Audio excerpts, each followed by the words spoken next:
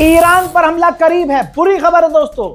जी हां, ईरान पर हमला करीब है। आपको बता दूं कि कंफर्म रिपोर्ट है कि डोनाल्ड ट्रंप, रिपोर्ट आपकी स्क्रीन पर भी है, सोर्स लगा रहा हूं, बहुत सारे सोर्सेस हैं। अब दोस्तों, ट्रंप इस वक्त अपने मिलिट्री के साथ एक लंबी मीटिंग कर रहा है, जिसमें कमांडर, सैन्य अधिकारी, जर्नल सब कोई मौजूद हैं और ईरान पर हमला करने का पक्का प्लान है। हजरात, आपको मैंने कल ही बताया था कि ट्रंप को कोई भी मना करे कि ईरान पर हमला मत करो, लेकिन डोनाल्ड ट्रंप उल्टे दिमाग का है, अपनी ही करता है। तो अब तमाम एक्सपर्ट कह रहे हैं कि ईरान पर हमला करीब है।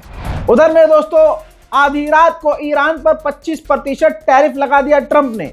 उसका पहला हथियार यही है। हालांकि पहले से ईरान पर सख्त पाबंदियां हैं, न इस पाबंदी को 25% टैरिफ को न रूस मानेगा न चाइना मानेगा। लेकिन दोस्तों, ट्रंप ने 25% टैरिफ उन तमाम देशों पर ऐलान किया है कि जो भी देश ईरान से ट्रेड बिजनेस करेगा उस पर 25% टैरिफ और लगाया जाएगा। हजरात मोहतरम, ईरान पर हमले की संभावना इसलिए और बहुत ज्यादा है क्योंकि ये देखिए, अमेरिका का सरकारी स्टेटमेंट है। अमेरिका ने, ट्रंप की सरकार ने नोटिस जारी कर दिया है, जो भी अमेरिकी नागरिक ईरान तेहरान के अंदर मौजूद है, तुरंत ईरान छोड़कर बाहर निकल जाए।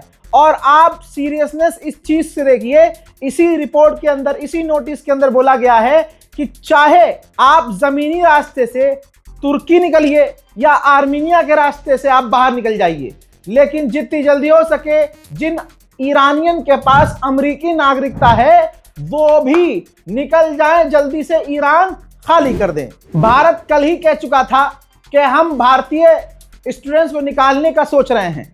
अब भारतीय विदेश मंत्रालय के द्वारा यह बात कही गई है कि हमने ईरान में पढ़ने वाले स्टूडेंट से बात की है, अभी तक उनको कोई खतरा नहीं है। हमने हालांकि उनसे कह दिया है कि आप अंदर ही रहें। तवज्जो देने वाली बात यह होगी कि कोई मुस्लिम देश ईरान के साथ नहीं खड़ा हुआ, कोई नहीं खड़ा हो रहा है, लेकिन इस बार तुर्की ने दिल जीत लिया है। तुर्की ईरान के साथ खड़ा है। दोस्तों, बयानबाजी में भी तो कोई साथ नहीं दे रहा है। तुर्की ने आधिकारिक तौर पर बयान जारी किया और कहा है अमेरिका और इजराइल से कि ईरान के अंदर आग ना लगाएं प्रदर्शनकारियों के बीच। We do not wish to see any chaos in our neighbor Iran. We do not deny that there are certain problems in Iranian society and the state, but these problems must be resolved through the inherent dynamics and national will of Iran itself. We foresee that external interventions will lead to worse outcomes, and that interventions, particularly those instigated by Israel to achieve certain goals, will cause even greater difficulties. We emphasize the importance of stability in Iran to prevent further crises and to avoid dragging the region into more trouble. Looking at the statements of Israeli officials, especially those directed at Iran, we see that they are trying to adopt a reckless stance that will create greater problems throughout the region, which is absolutely unacceptable. हजरात, Iran की एक news agency है, Tasnim news agency, America का ये propaganda fail कर रही थी। America को ये बुरी लगी और अमेरिका ने तस्नीम न्यूज चैनल को अमेरिका में ब्लॉक कर दिया। देखिए, इजराइल खुद एक्सेप्ट कर रहा है। कितने सबूत दूं? पिछले 15 दिन से सबूत दे रहा हूं।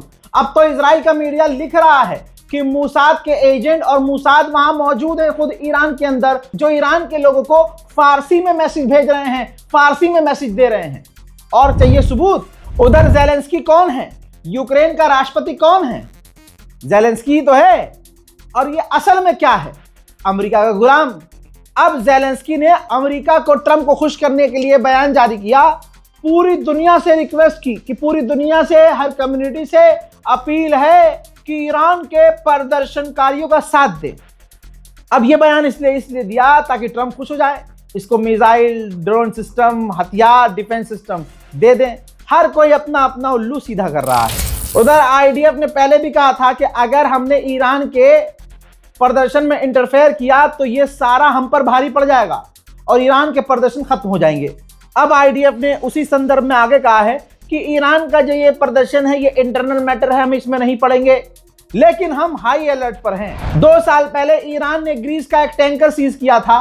2 साल बाद आज जाकर ईरान ने उस टैंकर को रिहा कर दिया है। हजरत इरफान सुल्तानी, ये वो नाम है जिस व्यक्ति ने अमेरिका और इजराइल से पैसा लेकर ईरान के लोगों को भड़काया और खतरनाक प्रदर्शन करे और जगह जगह आग लगाई।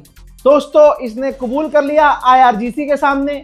अब इरफान सुल्तानी 26 साल का ये नौजवान गिल्टी है, पकड़ा गया है, जेल में है और ये वो व्यक्ति है, इस प्रदर्शन का पहला व्यक्ति जिसे ईरान अगले हफ्ते से पहले फांसी देने वाला है। अगला क्या सीन होने वाला है नहीं पता, देखना अब यही है क्या होगा। आप ईरान के साथ हैं या इजराइल के साथ? ऑफ कोर्स आप इजराइल के साथ नहीं होंगे, लेकिन फिर भी सवाल बनता है। आप ईरान के, चूंकि हैं बहुत सारे वो तथाकथित मुसलमान जो बहुत खुश भी हैं और खुद दुआ कर रहे हैं कि ईरान पर हमला हो जाए। मैं उनको पहचानता हूं, बहुत अच्छे से पहचानता हूं, तो सवाल कर रहा हूं, आप किसके साथ हैं, इजराइल के साथ या ईरान के साथ? कमेंट कीजिए। जय हिंद।